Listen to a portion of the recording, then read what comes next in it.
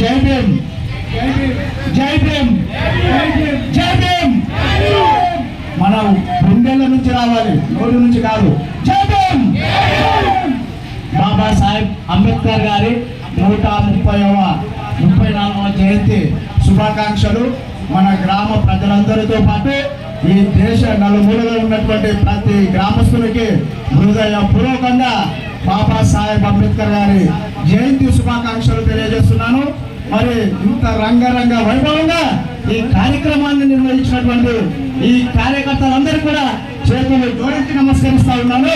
ఎందుకంటే ఈ వేదిక మీద ఉండి నేను మాట్లాడుతూ ఉన్నానంటే ఈ అవకాశం ఇచ్చి ఇంత రంగరంగ వైభవంగా జయంతిని నడిపిస్తున్నటువంటి గొప్ప వాళ్ళు వీళ్ళ తర్వాత మనమంతా చెప్పి తెలియజేసుకుంటూ బాబాసాహెబ్ అంబేద్కర్ గారంటే ధీరుడు, వీరుడు, సూర్యుడు, విక్రమార్కుడు, అలపు వెనగని పోరాట యోధుడు, భరత మాత ముందు బిడ్డ, ఈ భారతదేశం మొట్టమొదటి పౌరుడు బాబాసాహెబ్ అంబేద్కర్ గారు.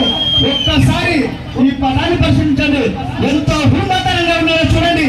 ఇక్కడ చూసారో తెలిసిపోతుంది ఆయన హుందాతనాన్ని. మన దేశ ప్రదేశంలో ప్రపంచ స్థాయిలో పెట్టారంటే ఆ హుందాతనం చూసారో అర్థమవుతుంది.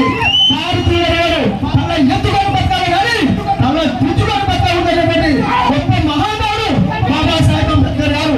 ఒక గుడి కడితే గుడి ముందర 100 మంది పిచ్చలను కూర్చుంటారు. అదే ఒక బడి కడితే 100 మంది పేదలను తయారు చేసే గొప్ప మహానుభావుడు బాబాసాహెబ్ అంబేద్కర్ గారు. ఇంకో విషయం, బాబాసాహెబ్ అంబేద్కర్ గారు ఒక సామాన్య కుటుంబంలో పుట్టినటువంటి పూర్వ పురుషులు పుట్టినటువంటి మహానుభావుడు గురించి ఈ రోజున మనం మాట్లాడుతూ ఉన్నాము అంటే మనం ఎంత తక్కువ మాట్లాడినా ఎంత ఎక్కువ మాట్లాడినా కానీ ఒకటి మాత్రం వాస్తవం, ఈ రోజున భారతదేశం ప్రపంచంలో అత్యంత వేగంగా అభివృద్ధి చెందుతున్న దేశం అని చెప్పుకుంటున్నా ఉన్నామంటే మొట్టమొదటి కృతజ్ఞతలు బాబాసాహెబ్ అంబేద్కర్ గారికి మనం అందరూ ప్రతి ఒక్కరు కూడా వ్యక్తిగతంగా చెప్పాల్సినటువంటి ఆవశ్యకత ఉందని నేను తెలియజేస్తా ఉన్నాను.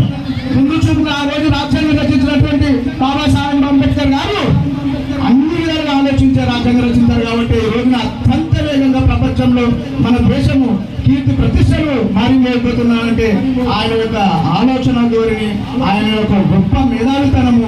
బహుశా ఈ ప్రపంచంలో అలాంటి వ్యక్తి రాడు, పుట్టబోడు. ఎవరైనా ఉన్నారంటే జీవితాంతం మనం తలుచుకోవాల్సినటువంటి ఏకైక వ్యక్తి బాబాసాహెబ్ అంబేద్కర్ గారు. మరి అలాంటి గొప్ప వ్యక్తి గురించి నాకు మాట్లాడే అవకాశం ఇచ్చినందుకు ప్రతి ఒక్కరు కూడా పేరున ధన్యవాదాలు తెలియజేసుకుంటూ సమయం తక్కువ ఉన్నది కాబట్టి తక్కువగా మాట్లాడుతున్నాను. Thank you so much.